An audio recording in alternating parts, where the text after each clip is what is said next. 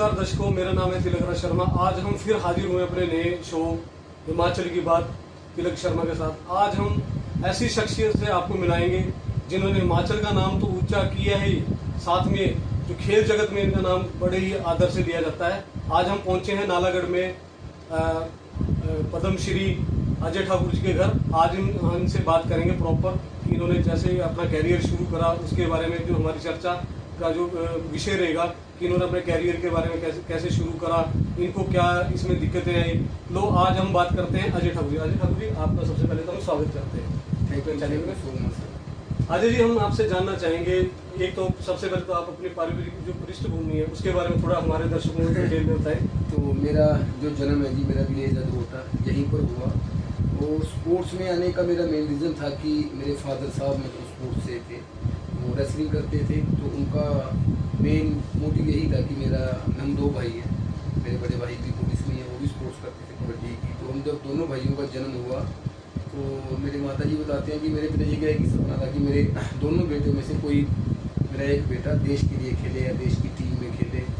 क्योंकि उस टाइम पे जिस टाइम मेरे फादर साहब स्पोर्ट्स करते थे, उनका सपना था कि मैं कंट्री को रिप्रेजेंट करूँ। ये बहुत बड़ी बात होती है देश के लिए खेलना, क्योंकि और आज भी है, ये देश के लिए खेलना बहुत बड़ी बात है। क्योंकि इतने करोड़ आबादी में से अगर आपका सिलेक्शन होता है तो आप जा रहे हो देश के लिए खेलने या देश की तरफ से खेलने के लिए, तो अपने आप में एक बहुत बड़ी बात हो जाती है ना। किसी 10 में आना या फर्स्ट 12 में आना, ये भी बहुत बड़ी बात है। इंडिया टीम में सेलेक्ट होना ही बहुत बड़ी बात है। तो उनको था, पर उस टाइम पे कुछ ऐसे जो फाइनेंशियली, आपको पता है कि जो गाँव से जुड़े हुए लोग फाइनेंशियली बड़े वीक होते हैं, वो स्थिति हमारे पे भी थी उस टाइम पे जब मेरे फादर साहब खेलते थे। तो उनको अच्छी फैसिलिटी नहीं मिल पाई। वो हमेशा हमें बताते थे कि बेटा जब उन्होंने खेलना शुरू किया तो वो हमें बताते थे कि बेटा जब मैंने खेलना शुरू किया तो हमें मैट प्रोवाइड नहीं कभी हो पाए, हम मैट पे प्रैक्टिस नहीं कर पाए। प्लेयर मेरे फादर साहब बहुत अच्छे थे, लेकिन जो रेगुलर मैट के ऊपर प्रैक्टिस करते थे, तो बोलते जब भी हम कभी पुलिस और इंडिया खेलने जाते हैं, नेशनल खेलने जाते हैं, हमें मैट तभी देखने को मिलते थे, इसलिए वो वहाँ पर हार जाते थे और इंडिया नहीं खेल पाए। तो उनको ये लगता था कि जब कभी मेरे बच्चे आगे होंगे तो मैं ये सपना अपना जरूर पूरा करूँगा। और मैं जब 4th या 6th स्टैंडर्ड में थे, हम लोग जब से हमें वो ये चीज़ हमारे दिमाग में डालते आ रहे हैं कि बेटा देश के लिए खेलना है, कंट्री को रिप्रेजेंट करना है, ये मेरा सपना है। तो तब से हम लोगों ने ऐसे ठाना था कि यार कुछ हो ना हो लाइफ में, लेकिन जो मेरे फादर साहब का सपना है इसको जरूर पूरा करेंगे। अजय जी, आप कितनी बार भारतीय टीम के कप्तान भी रहे? मैं कंटिन्यू 4 साल भारतीय टीम का कप्तान रहा। 2016 में मैं बन गया था वर्ल्ड कप के बाद, और 20 तक मैं रहा।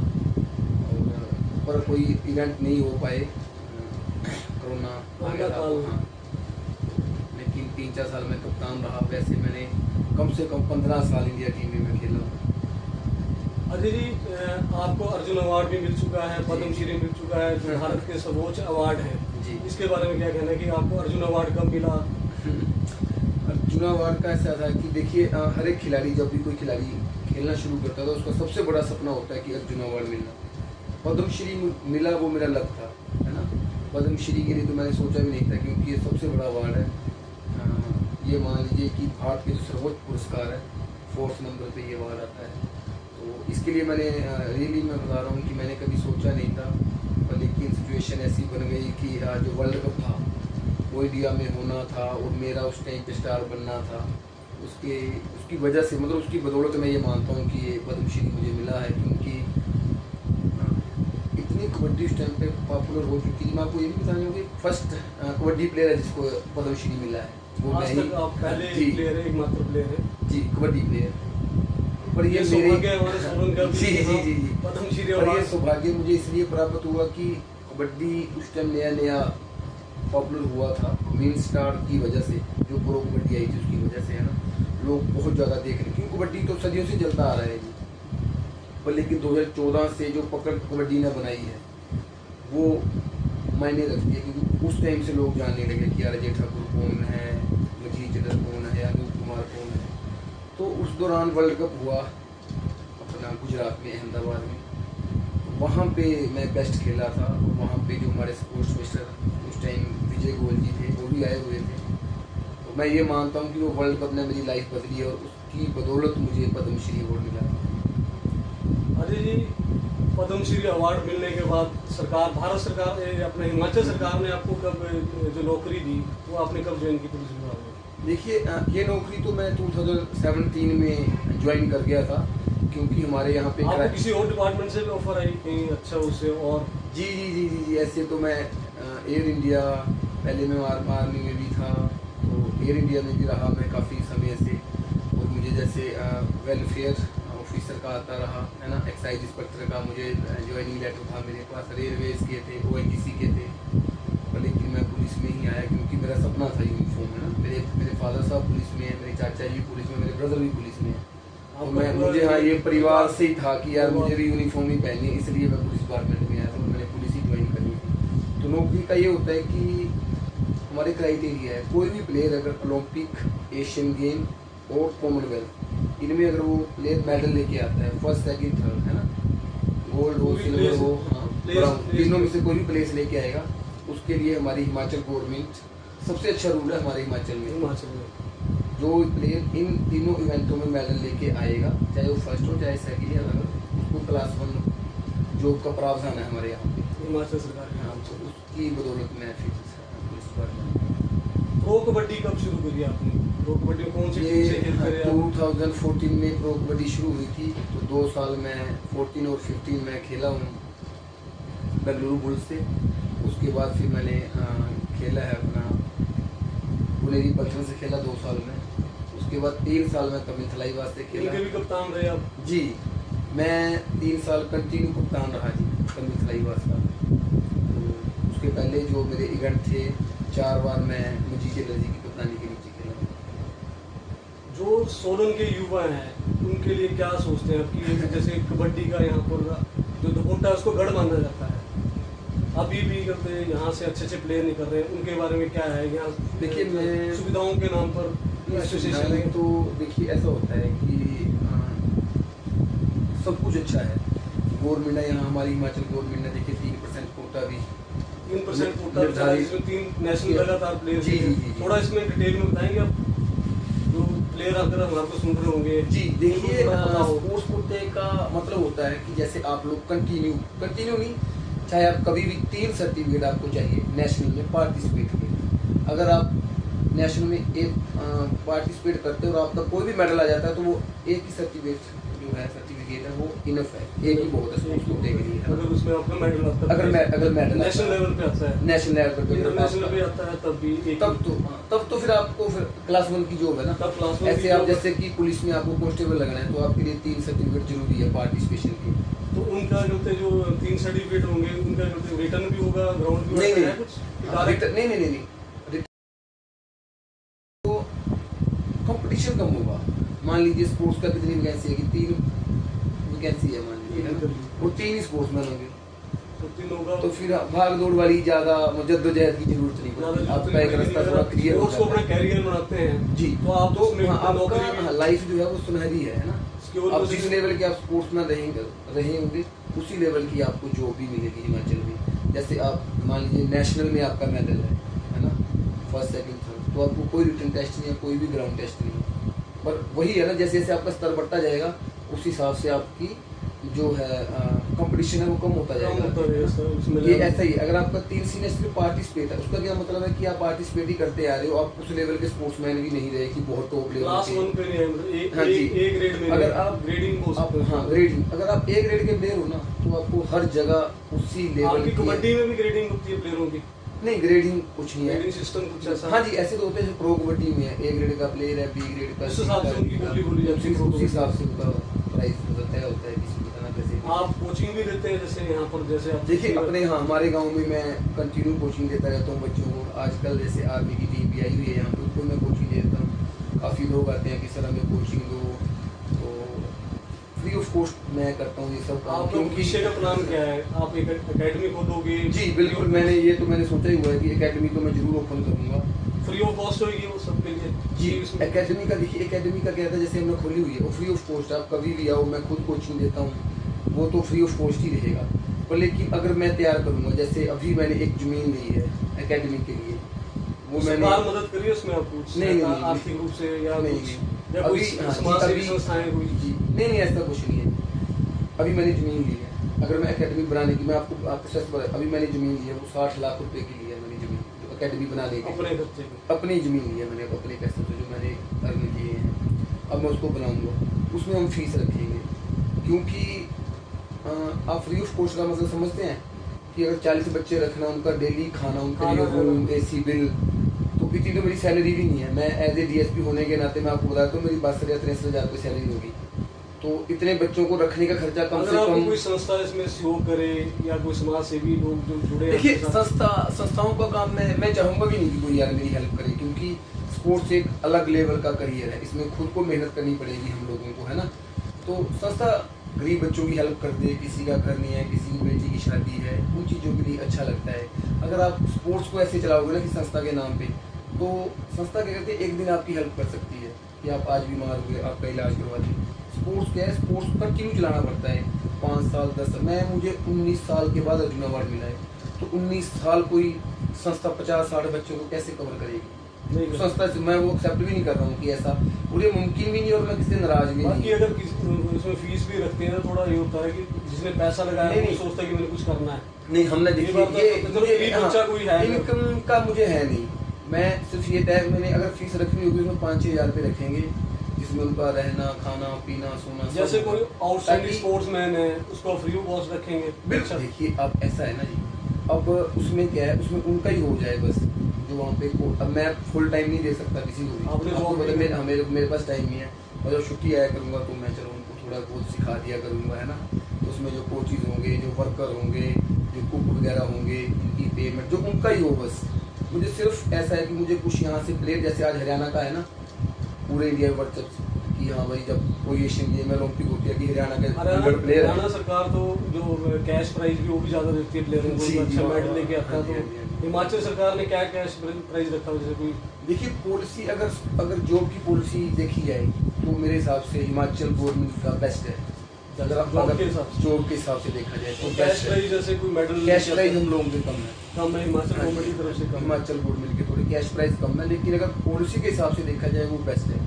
जो आपकी कबड्डी टीम के ट्रायल होते हैं उसको जैसे कौन कंडक्ट करता है? बाहर से कोचेज आते हैं कि आप लोगों में से कोई? नहीं, तो उसमें तो ऐसे एसोसिएशन की मर्जी होती है, जिसको उनका दिल करता है वो लगा देते हैं। तो उसमें दिल्ली भत्ता वगैरह जो ठीक है? नहीं, कुछ नहीं होता उसमें कुछ नहीं मिलता प्लेयरों को। जैसे प्लेयर ने जाना है बाहर खेलने तो उसका जो खर्चा होता है तो वो कुछ एक आपका वीडियो भी वायरल हुआ था, मैं पूछ रहा हूँ। हाँ जी, मैं वही आपको बता रहा हूँ कि ऐसा कुछ होता नहीं है। मैं ये भी जैसे स्लीपर क्लास की टिकट कराते हैं, ट्रेन में जाने की जनरल क्लास में जाते हैं। हाँ, तो देखिए वो एक अलग लेवल का, आप जो मैं इस बात को आपको वेरीफाई, एसोसिएशन को भी कहीं से पैसा नहीं आता है कि अगर मैं बोलूँ कि एसोसिएशन को कहीं से पैसा आता है, वो हमारी सरकार फंडिंग नहीं करती है एसोसिएशन को? बहुत करती है। जैसे अब कबड्डी इस टाइम हिमाचल में बहुत लोकप्रिय खेल है, नहीं सरकार जगह जगह कोई भी छोटा सा भी वो मेला होगा ना, क्या है वहाँ भी कबड्डी खेलते हैं लोग। गवर्नमेंट ने तो तय किया हुआ है कि अगर इस लेवल का खिलाड़ी होगा हम ये जॉब देंगे, या नेशनल खेलेगा उसको प्राइज मनी देंगे। एसोसिएशन कोई फंडिंग है ना, ऐसे होती है कैंप का, ऐसे देते जैसे नेशनल टीम जा रही है आपकी खेलने, तो उसके लिए तो होता होगा ना डेली भत्ता इतना है जी, जो जाएगा इस क्लास में जाएगा, मतलब या बाय एयर जाएगा या ट्रेन से जाएगा? नहीं, ऐसा कुछ नहीं है, ऐसा कुछ नहीं। उसमें एसोसिएशन ही करती है, एसोसिएशन को कहीं से आते नहीं है पैसे, वो बात अलग है। पर ऐसे खिलाड़ी हैं, एसोसिएशन जनरेट कहाँ से करती है पैसा? उनको कहाँ से पैसा आता है जब सरकार को पैसा देती है? कहीं से नहीं आता है जी, खुद ही। जैसे मान लीजिए अब ये हेल्प के थ्रू चलता है। जैसे मैं हूँ ना, मान लीजिए हमने अपने मेरे गांव में भी कैंप लगाया था हम लोगों ने पैसा खर्च किया, जहाँ उन लोगों ने आपस में सहयोग कर, नहीं हम लोग, जैसे मैं था, मेरे मामा जी थे, मेरे चाचा जी थे, श्री जयपाल चंदेल जी, हम लोगों ने आपस में कंट्रीब्यूट किया। गाँव के 5-6 लड़के मिलते कि यार इनका अच्छा करना है, इनको अच्छी डाइट देनी है, इनका रहने का, वो हमने कर दिया सारा। तो ऐसा रहता है। एक मामला ये उठा था कि जो एसोसिएशन है, चाहे आपकी एसोसिएशन है, चाहे और भी एसोसिएशन, उसमें जो कुछ पदाधिकारी हैं वो उससे रिलेटेड है नहीं उनके मुँह से, या तो राजनेता हैं, मैं यही बात कर रहा हूँ, या वो कोई पैसे वाला है। देखिए कोई भी गेम हो, उसमें खिलाड़ी का वर्चस्व होना जरूरी है। मेरा तो यही मानना है कि खिलाड़ी ही एसोसिएशन के मेंबर होने चाहिए, क्योंकि जिनको नॉलेज ही नहीं है वो फिर आपको पता वो किस हिसाब से। फिर आपकी बात हो जाती है कि फंडिंग के लिए भी रखते होंगे, पैसे वाला कोई देख रहा है। देखिए ना, फंडिंग तो हम रेडी करने के लिए हम कर रहे हैं ना। मेरी देखिए हमारा क्वेश्चन क्या है अब कि- आपकी कितने गेम में स्कोप है, जी। वो कबड्डी में ही पैसा मिलता है जी। और गेमों में स्कोप नहीं है, इसलिए क्या करते हैं, एथलेटिक एसोसिएशन होगी, फुटबॉल एसोसिएशन होगी, ठीक है, वॉलीबॉल होगी, तो उनमें ये ऐसा करते हैं कि किसी नेता को बना देते हैं, मंत्री को बना देते हैं। बहुत अच्छी बात है। मैं बोलूँ जिन खिलाड़ियों को जहाँ पे तंगी है, अब जैसे मैंने इस पर आवाज़ उठाई, हमें लगा कि यार कुछ गलत हो रहा है, और पहले पिछले 20 साल से कबड्डी चल रही है ना, 20 साल से कबड्डी चलिए, उससे पहले नहीं हम लोग कभी बोले, हमें नहीं महसूस हो रहा है। आज अगर हमें लग रहा है कि हम कैपेबल हैं कि हम अपनी एसोसिएशन को खुद चला सकते हैं अच्छे से, तो मुझे लगता है कि वो चलानी चाहिए। जहाँ अगर मैं जहाँ कैपेबल खिलाड़ी आ जाए वो संभाल सकते हैं, बिल्कुल, और संभालनी भी चाहिए। अब मान लीजिए, अब आपका ये आप चैनल से हैं, मुझे इसकी नॉलेज नहीं है कि कैसे क्वेश्चन पुट करना है, अब मैं जानबूझ से आप माइक छीनूं, वो गलत बात है ना, तो छीनने वाली बात होगी। छीनने वाली बात है ना। अब हम बोल रहे हैं कि हम चला सकते हैं अपनी कबड्डी को अच्छा, तो जबरदस्ती मतलब जो कि अगर नेशनल आप- की टीम आपकी गई थी पीछे, उसमें आपका नाम भी था उस टीम में, जी, जी। तो बाद में लास्ट टाइम में आपने विड्रॉल करा, उसके बाद आपका वीडियो वायरल हुआ, आपने बोला कि ऐसे से है, जी। फिर उनका भी काउंटर हुआ, उन्होंने भी कोई अपनी काउंटर देखिए, मैं तो इन चीज़ों को मानता नहीं, मेरा तो ये मानना है अगर कोई खिलाड़ी खुद चलाना चाहता है तो उसमें प्रॉब्लम कहाँ है। जो इनके एसोसिएशन के इलेक्शन होते जी। हैं उसमें पार्टिसिपेट करते हैं प्लेयर, जो पुराने प्लेयर होते हैं, अरे मैं वही तो बोल रहा हूँ, कुछ है ही नहीं। ऐसा सिस्टम कुछ नहीं है। नहीं। वो डायरेक्ट इलेक्शन होते हैं, कैसा होता है इसमें? वो आप बस अभी मैं आपने कुछ पर्सनल क्वेश्चन पूछ रहा हूँ, आपने इस बात को, मैं चाहता हूँ कि लोगों देखो, को मैं लोगों को इसको पता लगे मैं कि- गोल गोल घुमाने वाली इसमें बात ही नहीं है। मैं आपको सिर्फ ये बताना चाहता हूँ कि स्पोर्ट्स, इसमें इलेक्शन भी बंद होने चाहिए, सब कुछ बंद होना चाहिए। स्पोर्ट्स को इलेक्शन करवाने का कोई जरिया नहीं है। आपको पंच प्रधान कुछ भी कहीं भी जाना है, वहाँ जाइए जहाँ पे पूरी कंस्टिट्यूंसी को MLA साहब बनते हैं, पूरी कंस्टिट्यूंसी संभालनी है उनको। अरे कबड्डी की फील्ड है, ये बड़ा एक दायरा है, तो हमें खुद देखना है कौन अच्छा प्लेयर है, क्या वो कौन देख सकता है, तो वही देखेगा ना जो प्लेयर हो। जो खेला हो। तो बस मेरा यही क्वेश्चन है कि जब जहाँ प्लेयर की जरूरत है वहाँ प्लेयर होना चाहिए।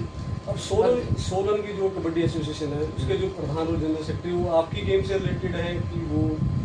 भाई जी, मैं आपको वही बता रहा हूँ कि कहीं भी, ठीक है, कहीं भी हाँ, खिलाड़ी नहीं है। ओरिजिनल खिलाड़ी कहीं नहीं है, ठीक है जी। मैं सिर्फ ये आपको ये बंद कमरों में इलेक्शन होते होंगे फिर तो, कि ये प्रधान बन जाए, चल तू सेक्रेटरी। मैं आपको यही बता रहा हूँ कि देखिए, जो खिलाड़ी है वो मैनेजमेंट कभी नहीं कर सकता। मैनेज करना समझते हैं आप?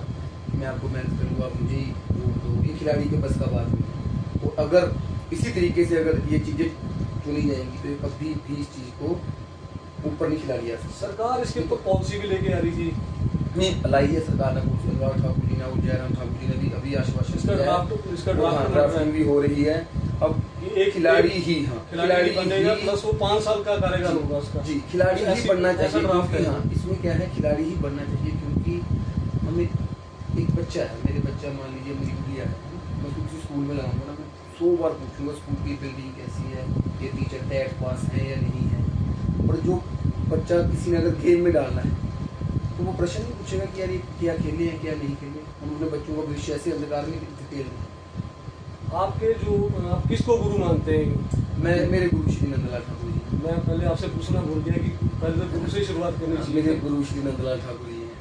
वो यही होता से नहीं, वो बिलासपुर से हैं। बिलासपुर से। आगे का जो आप बच्चों में भविष्य देखते हैं, उनके लिए एक मैसेज आप देना चाहते हैं? मैं बच्चों के लिए यही मैसेज देना चाहता हूँ कि आप ज़रूर मेहनत करें, अपने आप को साबित करने की कोशिश करें, क्योंकि 2 तरह के लोग होते हैं लाइफ में, एक बोलते हैं, एक करके दिखा देते हैं। हमें वो बनना है कि हमें करके दिखाना है ना। और अपने सपनों को लेकर के हमें मतलब किस तरीके का हमारा फोकस चाहिए कि अगर आज हम 2 घंटे, आपको बच्चे भी, हिमाचल के जो प्लेयर भी हैं, वो अपना आइकॉन भी मानते हैं, आपको आदर्श भी मानते हैं, कई आपको फॉलो करते हैं। ये हमने देखा है, कहीं भी कबड्डी लीग होती है, आपको स्पेशल उसमें बुलाया जाता है कि मुख्य अतिथि कौन होगा, अजय ठाकुर। वो सबका प्यार है जी मेरे लिए कबड्डी का। और मैं ये भी मानता हूँ कि आज की बदौलत में अगर मुझे लोग जानते हैं, अजय ठाकुर ऐसे नाम से चिल्लाते हैं, तो सब उन लोगों की बदौलत है। कुछ भी हो लाइफ में, वो सिर्फ और सिर्फ लोगों की बदौलत होता है। अगर कोई नहीं देखेगा तो फिर कौन किसी को जानेगा। एक ओरा है जो बंदे का, जो क्रेज होता है इंसान का, वो लोगों की बदौलत होता है, उसकी समाज की बदौलत होता है। इसके लिए मैं सब लोगों का धन्यवाद हूँ जो मुझे इतना प्यार करते हैं। Ajay Thakur ji, live news 24 TV से बात करने के लिए बहुत धन्यवाद। Thank you.